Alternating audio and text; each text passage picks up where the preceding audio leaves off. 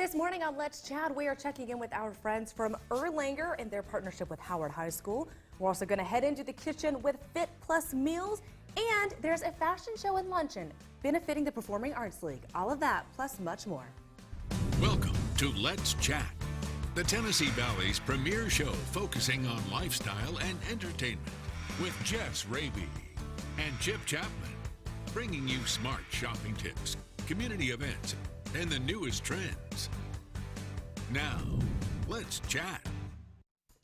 Happy Thursday and welcome to Let's Chat. I'm Jess Raby. Chip is out this morning, but that's okay. We got a better replacement. I don't know about better. Good morning, Jamal. Hey, thanks for having me in. I always like to come on and hang out with you a little bit. Well, it's very fitting because today is a big day in sports news. That's right. We have a lot of different sports topics to talk about this morning. It's opening day, but the big news for our area, Lady Vols are making a coaching change. Holly Warlick is no longer the head person over that program. You know, the rumors had been spinning for a couple months. People were thinking, is this going to happen?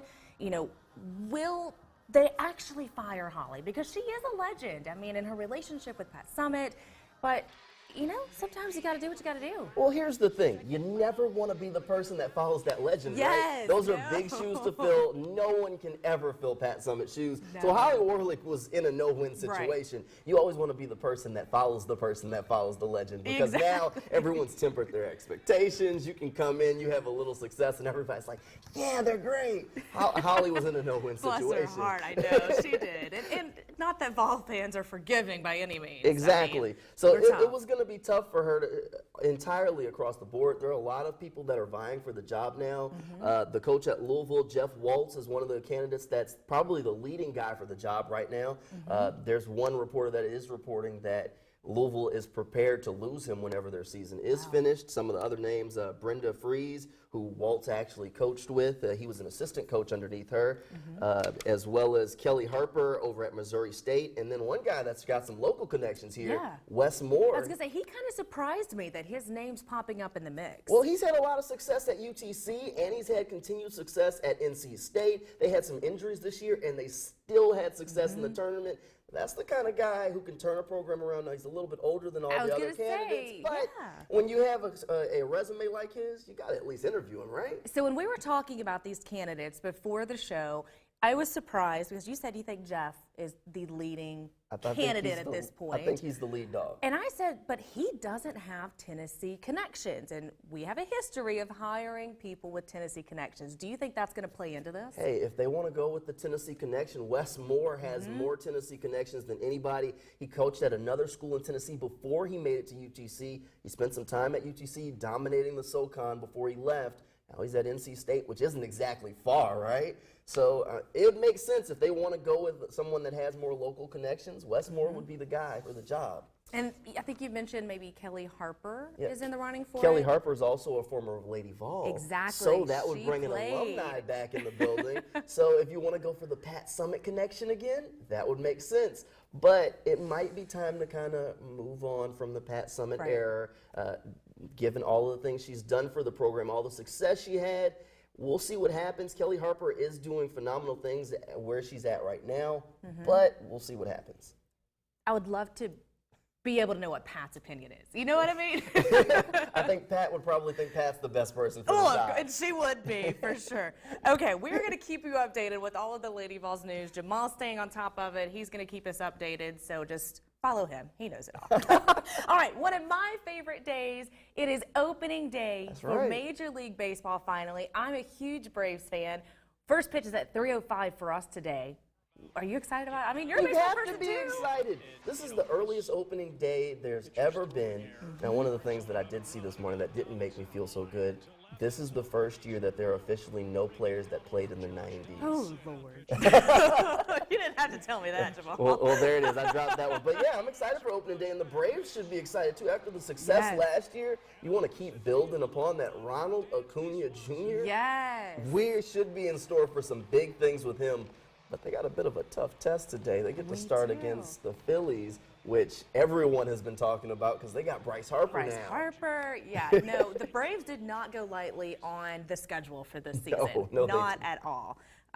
You know, We'll see what happens. Hey, I think they have definitely some things in store. People should be excited for this team. It's still a young team. There's a lot of players that are going to only be getting better. If Ronald Acuna has half the success he had last year, they'll definitely be back in the playoffs. Well, and you got to think, a lot of people say, well, why did we get rid of our legends? I mean, but that team did not become a legendary team without those guys playing all together when they were younger as well. In their primes. So we're back in that growth phase. That's right. You got to build. You got to break it down so you can build it back up. Sometimes you got to tank a season or two, else you wouldn't get all those prospects that can play so well. Ronald Acuna Jr. wouldn't be on the team if they didn't lose a few games.